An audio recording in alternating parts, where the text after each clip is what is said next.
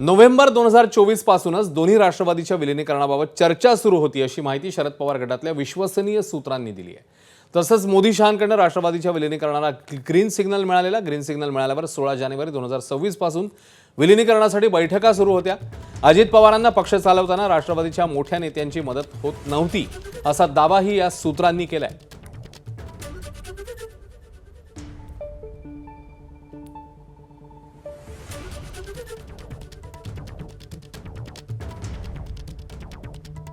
November 2024च्या हिवाळी अधिवेशनापासून चर्चा सुरू।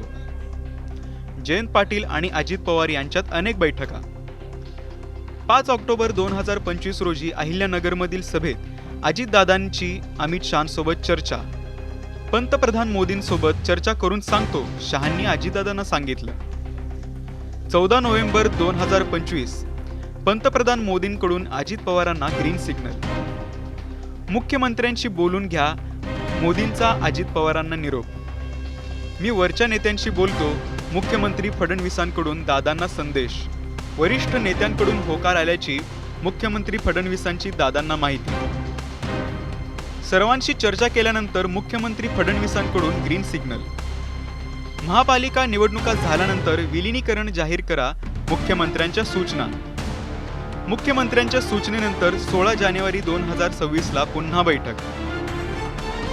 16 जानेवारीला अजित पवार, रोहित पवार, हर्षवर्धन पाटील, अमोल कोल्हे, सुप्रिया सुळे, जयंत पाटील यांच्यात बैठक। 16 जानेवारीलाच मुंबईत अजित पवार, सुनील तटकरे आणि सुप्रिया सुळेंची बैठक।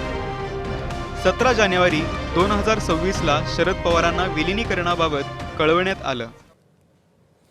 दरम्यान कृषी प्रदर्शनासाठी सर्व नेते एकत्र आले होते। विलीनीकरणाची चर्चा करायची असती तर आमच्या नेत्यांनाही बोलवलं असतं असं वक्तव्य आता छगन भुजबळांनी केलंय। ठीक आहे, परंतु जर तुम्ही तिथे मगाशी सांगितल्याप्रमाणे कृषी प्रदर्शनासाठी आलेली ही सगळी मंडळी होती आणि इथून फक्त अजितदादा होते, ते बारामतीचे असल्यामुळे, त्यामुळे आमच्यापैकी इतरांना कोणाला तिथे जाण्याचा प्रश्नच नव्हता ना। आणि अचानक अशी काहीतरी तिकडे मिटिंग होणार हे कोणाला माहिती होतं।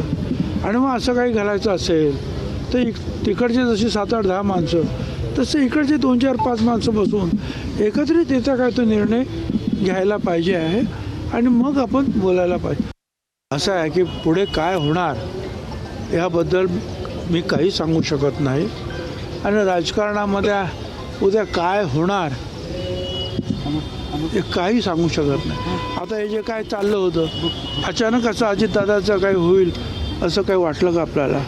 आता काही लोक सुनेत्राताईंबद्दल बोलतात। इंदिरा गांधींना सुद्धा ज्या वेळेला त्या पदावर प्रमुख बसवलं त्यावेळी काय ती गुंगी गुडिया पण ती गुंगी गुडिया जी आहे तिने देशाला आणि जगाला चमत्कार दाखवले। त्यामुळे आपण सगळ्यांनी जे आम्ही तर ठरवलं की सुनेत्राताईंच्या बरोबर काम करायचं, त्यांना सहकार्य करायचं, त्यांच्या नेतृत्वाखाली जे काही आता पुढे ठरेल सगळे नेते बसून ते होईल।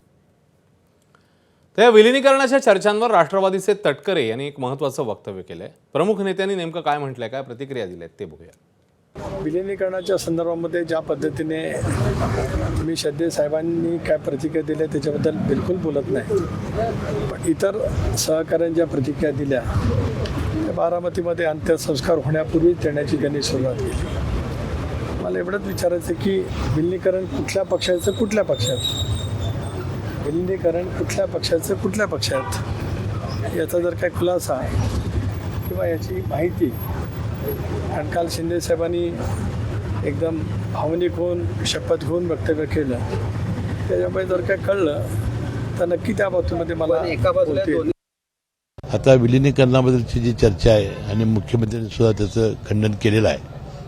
आता जयंत पाटील साहेबांनी सांगितलं की अनेक बैठका झाल्या।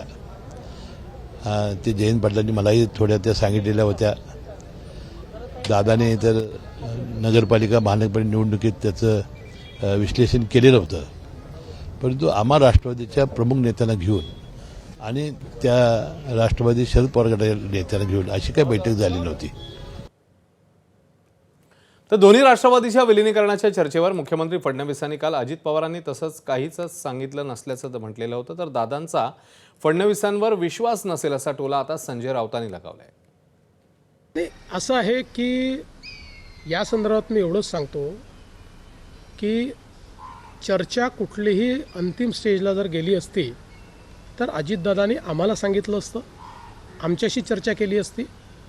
कुठली तारीख जर ठरली असती तर ते आमच्या सरकारमध्ये आहेत आणि सरकारमध्ये आमच्याशी शेअर न करता ते असा निर्णय घेऊ शकतील का?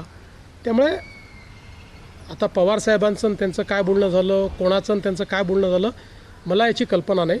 आमच्यापुरतं मी सांगतो की अशा प्रकारच्या तारखेची माहिती आम्हाला नाही.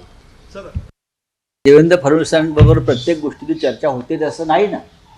अजित पवार स्वतः त्या पक्षाचे नेते आणि प्रमुख होते ना. अजित पवार स्वतः त्या पक्षाचे नेते आणि प्रमुख होते. ते त्यांच्या मर्जीनं भाजपबरोबर गेले आणि त्यांना असं वाटलं कदाचित की भारतीय जनता पक्ष हा आपल्या महाराष्ट्राच्या विचाराचा पक्ष नाही. आता अजित पवार फडणवीसांबरोबर खाजीत बरंच काही बोलायचे असं बोललो तर आम्ही. जर फडणवीस यांच्याशी त्यांनी चर्चा केली नसेल याचा अर्थ त्यांचा फडणवीसमध्ये विश्वास नसेल. दोन्ही राष्ट्रवादीच्या विलिनीकरणासंदर्भात कोणतीही माहिती नसल्याचं राष्ट्रवादीच्या बड्या नेत्यांनी सांगितलं. यावर शरद पवारांनी अनौपचारिक चर्चेदरम्यान उत्तर दिलं. जे विलिनीकरणाच्या चर्चेमध्ये नव्हते त्यांना बैठकीबाबत काय माहिती असणार असा सवालही शरद पवारांनी उपस्थित केलाय. एबीपी माझा, उघडा डोळे बघा नीट.